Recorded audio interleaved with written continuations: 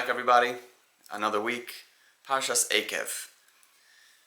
Okay, Parshas Ekev is full Parsha with a whole bunch of really deep verses and psukim that we should internalize and make as part of ourselves in order for us to become better people, stronger people, believing people.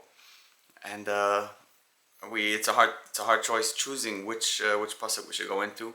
But first we'll explain the taich of the word Ekev.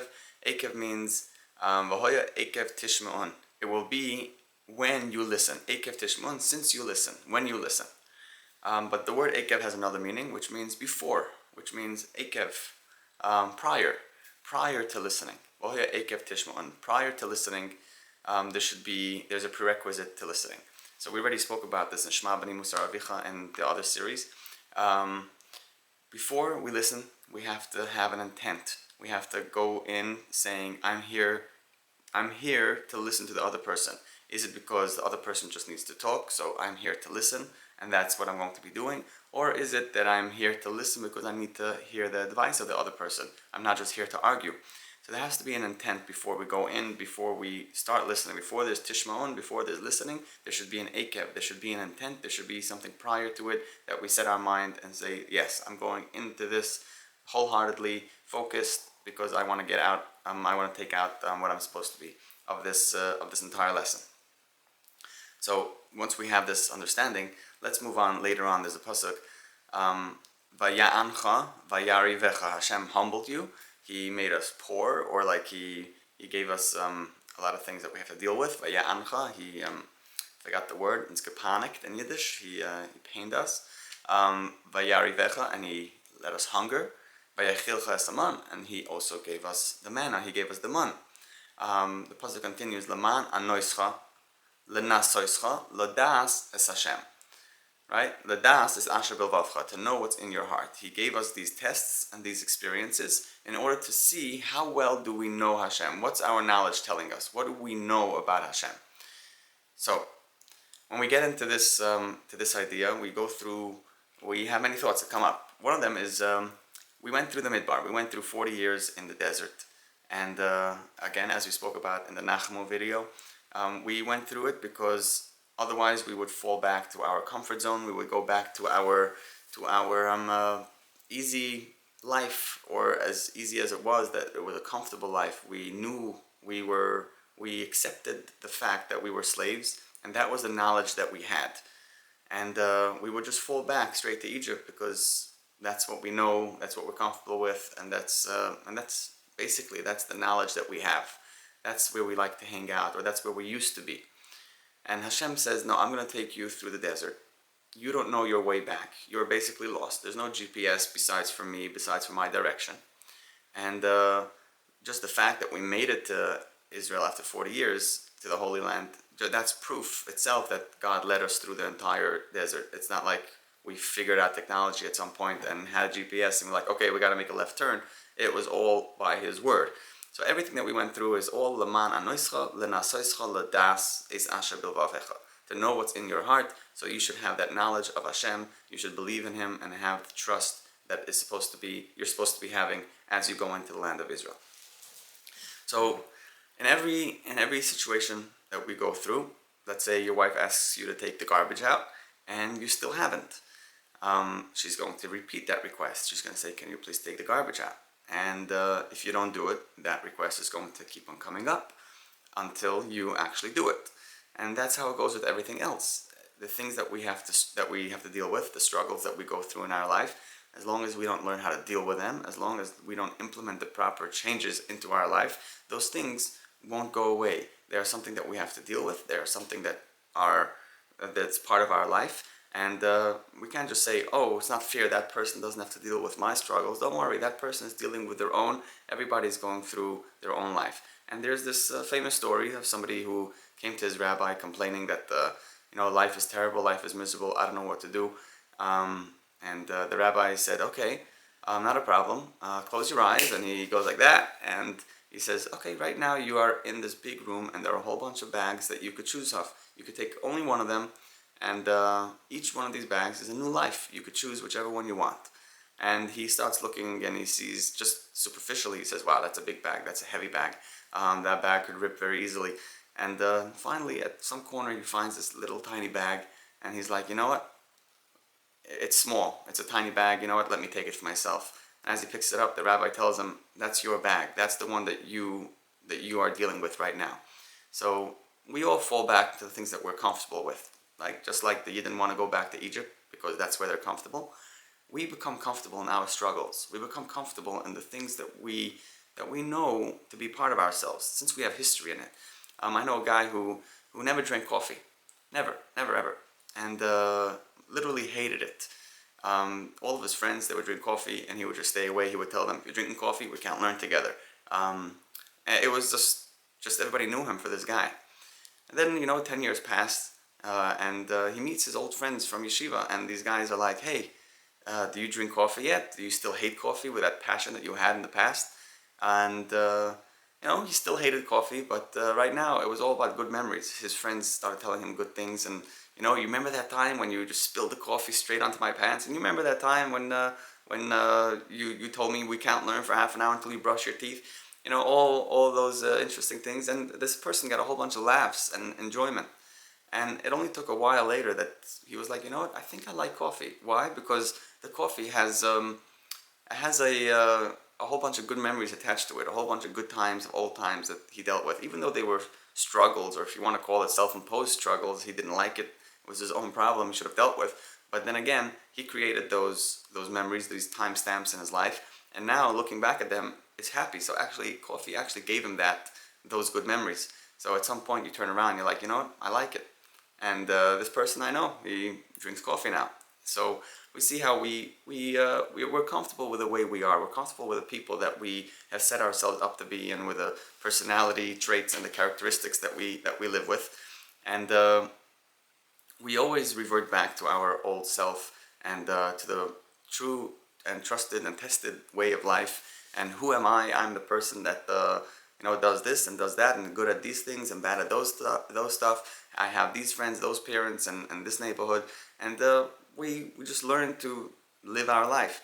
And we're not stuck in thought in our depressive struggles all the time, but we do have these consistent things that keep on coming up once a day, once a week, and we have to deal with that. And every time it happens, we fall back. So it's easy for a person to just give up and say, hey, you know what? I know my life. I know what I've been struggling with. I know how hard I tried to get through it.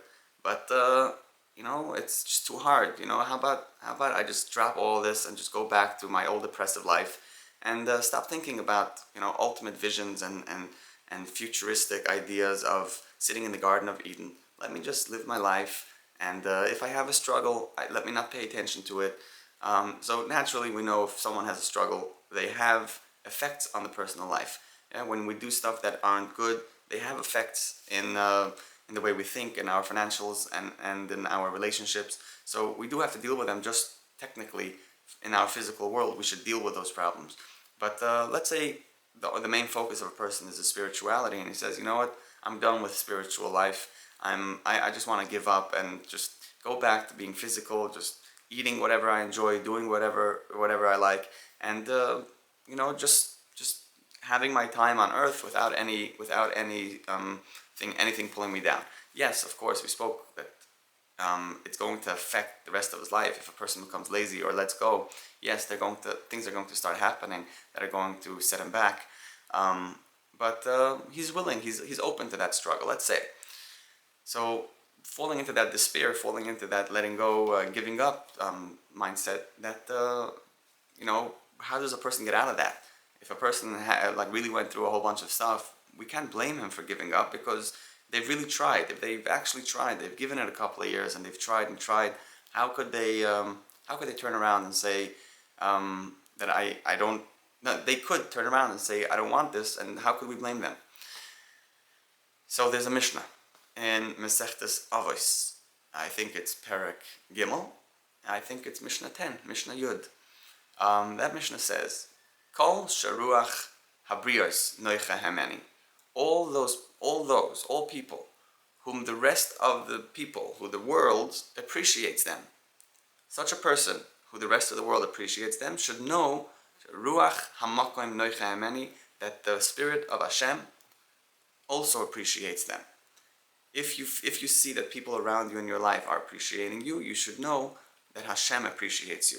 This is a gauge of some sort that a person should internalize and look around the world and see, am I being appreciated by people around me? Am I being respected? If I ask for something, are people listening? If I have a wish, do people try and help me out to fulfill it? Do my wife and children, are they happy that they are led by my example? Like when you look around in the world, you're like, hey, wait a second, there are people who do appreciate me. When you see people appreciating you, you should know Hashem is setting this up in your life. He appreciates you, so He's giving you the opportunities in order for you to see yourself being appreciated, for you to be able to show your talents around the world, and have people appreciate you. He's giving you that opportunity to be around other people, so you should be appreciated. So when you feel good, when you know that you are seen by other people, you're acknowledged for what you are able to do, even though you're struggling in a whole bunch of areas and you feel like you want to give up, and sometimes you feel like just God has it out for me. I don't know, I can't deal with this anymore. Just look around in the other aspects of your life. Notice how other people look at you. If people look at you and they give you the respect that you don't even feel like you deserve, you see them, asking you to do certain things. They want you to daven, they want you to speak, they want you to drive, they want you to do whatever you are capable of, and they appreciate it. You should know this is what Hashem wants of you, and He appreciates your existence. He wants you to live and feel fulfilled. And as I heard from someone, Rabbi Kin, he says, "Oy va'avoy," it's terrible for a person if they don't appreciate Him up in heaven. What if they don't appreciate Him up in heaven? Then it'll trickle down here onto this world, and he'll see how people don't appreciate Him. So when we go through struggles, and we have our weaknesses, and we fight, and we want to live a fulfilling life, look around at the people around you. Get to gauge and measure your growth on the way people look at you. Even though a person is going to be their own biggest critic, and they're going to be beating themselves up for every time they fail and fall down, look around. People who don't know what you go through, but the people who see your work, all they see of you is when you are at your best, when you show up in shul on Shabbos. That's the person they see. They don't see the person who struggled at 2 a.m. When you go into the grocery store and people turn around and they see you as the person just shopping right now, and they see the way you walk around, they see the way your forehead is scrunched, or they see the way your eyes are looking just at what you need to. They give you that respect. Even though you struggle when you're on your own, even though when you feel like you want to give up, it's okay. If people see you in this way, you should know this is how Hashem sees you. This is how Hashem wants you to see yourself. So take that as your chizuk, take it as your strength, and move on and continue with that. So again, Ekev Tishmon. Before you listen, before you do anything, you have to go with an intent. You have to understand, I'm going in here because I have a vision of where I want to get to. I have a vision of what type of life I want to lead. And yes, I will have a lot of struggles. You're going to have pains, and you're going to be tested, and you're going to go through experiences. But don't worry, it's all for you to have the knowledge of Hashem in your heart. You should know Him. You should know Him strongly. You should know Him in proof. You should be able to explain how He came through, and how there is no other way. There is no other being or other entity that could have given you this success. You look at that and you appreciate Him. You appreciate the world He's given you, and you even appreciate the struggles that you've gone through, because you see how they have taken you from the bottom up and given you all that strength and courage and knowledge that you need in order to live the most fulfilling life. I hope you learned something. I hope this gives you a little bit of thought and a little bit of direction. And I hope you have a wonderful day. Happy birthday to everybody, and anyone over here in the end of the Leo month. And thank you so much for taking over your time to spend it here with me. And check out my books, check out my other videos. And I'm a hypnotherapist. You could reach me at lemmerhypno@gmail.com. I specialize in mindset change. Can help you think a little bit differently, as you see from the videos. All right, have a wonderful, wonderful Shabbos. Take care.